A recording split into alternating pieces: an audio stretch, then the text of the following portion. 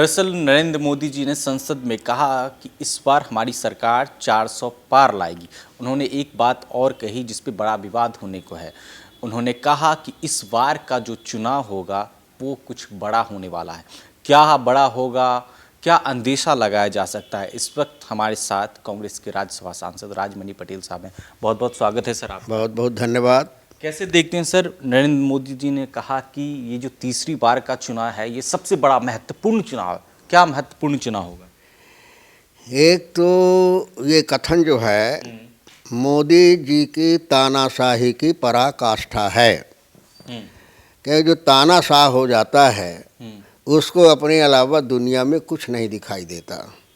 वो मानने लगता है कि जो हम कह रहे हैं यही सच है, जो हम देख रहे हैं वही सच है, जो हम करेंगे वही सच है। तो एक तो ये अहंकार का प्रतीक है उनकी भाषा, और दूसरा ये धमकी है कि इस चुनाव के पहले जो हमारी प्रजातांत्रिक व्यवस्था है उस व्यवस्था का हम दुरुपयोग करके सारे हथकंडे अख्तियार करेंगे।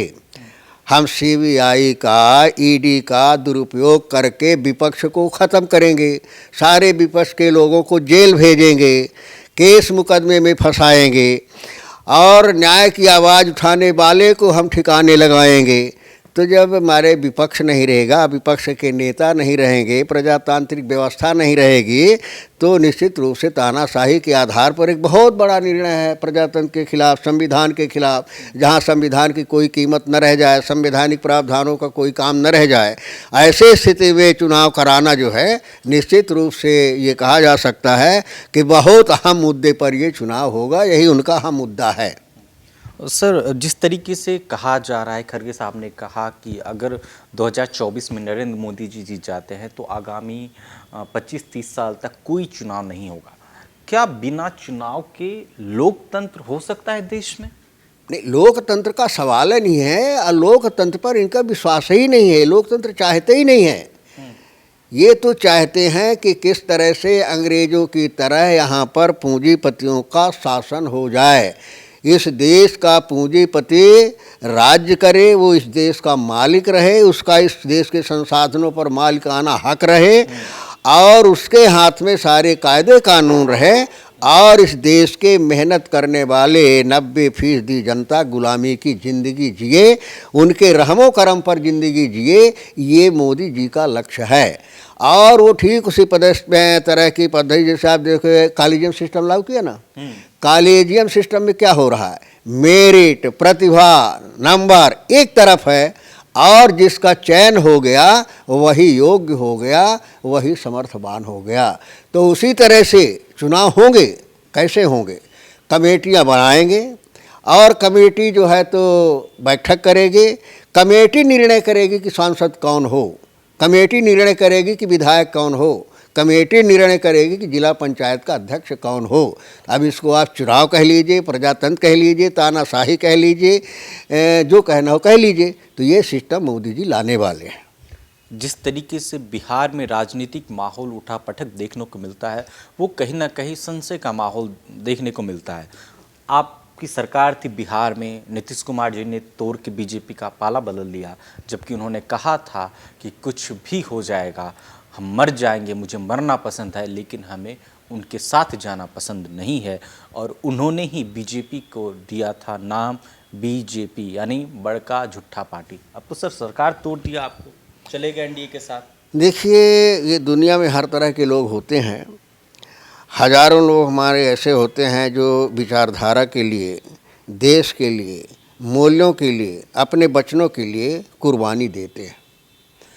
और बहुत ऐसे लोग भी होते हैं जो इन सारी चीज़ों से हट करके अपने व्यक्तिगत स्वार्थ के लिए, भय के कारण, लालच के कारण अपने विचारों की हत्या करते हैं और अपने विचारों से ही पलटते रहते हैं।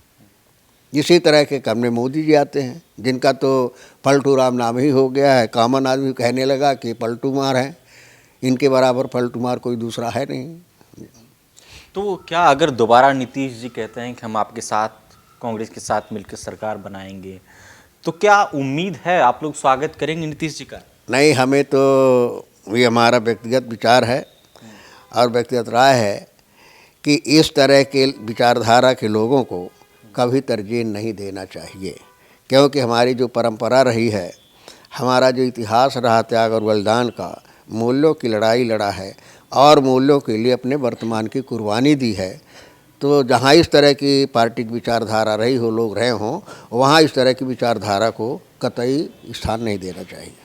देखिए, बीजेपी के खिलाफ एक तो बीजेपी ने जहां गठबंधन का नाम दिया है एनडीए, वहीं दूसरी तरफ जो तमाम विपक्षी पार्टियां हैं उन लोगों ने मिलके इंडिया नाम दिया है। इस पे कई विवाद भी हुआ था, लेकिन हम आपको बता दें कि सीट बंटवारे को लेके इंडिया गठबंधन में कई तरह की विचार नहीं बन पा रही है।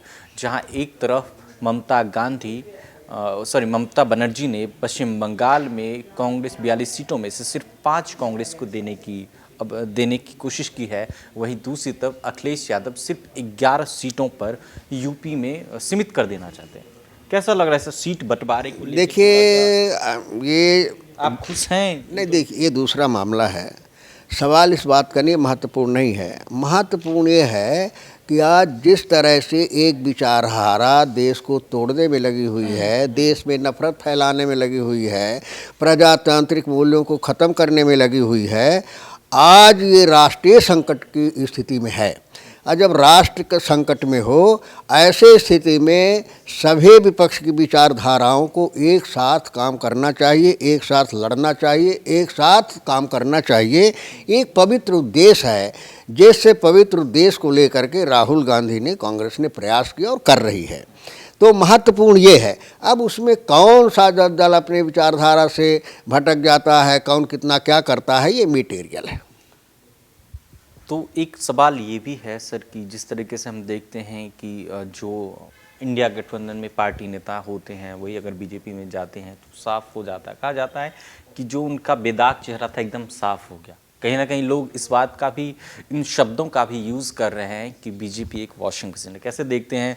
दूसरी तरफ ये भी है कि राहुल गांधी जब असम की यात्रा पे थे, भारत जोड़ो न्याय यात्रा की तरफ, तो उनके ऊपर भी पथराव वगैरह किया गया था। कैसे देखते? नहीं तो है, तो मैं कह रहा हूँ कि तो अब बच्चा बच्चा इस देश का जानने लगा है कि मोदी की कथनी और करनी में कितना अंतर है। मुँह में राम बगल में छुरी वाली बात है कि जो कोई, ये तो उदाहरण कई हो चुके, अब सब जग जाहिर है कि भ्रष्टाचार की शिकायतें होती हैं, आरोप लगते हैं, ईडी जांच करती है, सीबीआई जांच करती है, और उस दौरान प्रोपेगेंडा बनाया जाता है कि इससे बड़ा सीरियस केस नहीं है, ये हिंदुस्तान में पहली बार हुआ है।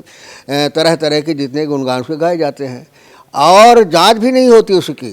उसी वक्त अगर वो शाम को भारतीय जनता पार्टी में चला जाता है तो फिर वो दूध का धुला हो जाता है, उसके सारे आरोप खारिज हो जाते हैं और लगता है कि इसके खिलाफ आरोप नहीं है। तो क्या जाहिर करता है? यही जाहिर करता है कि माने भ्रष्टाचार का आरोप केवल उसी में है जो भारतीय जनता पार्टी के बाहर है, जो सच की आवाज़ उठाना चाहता है, सच्चाई की आवाज़ की लड़ाई लड़ना चाहता है, केवल वही गुनहगार है। तो साबित हो गया है।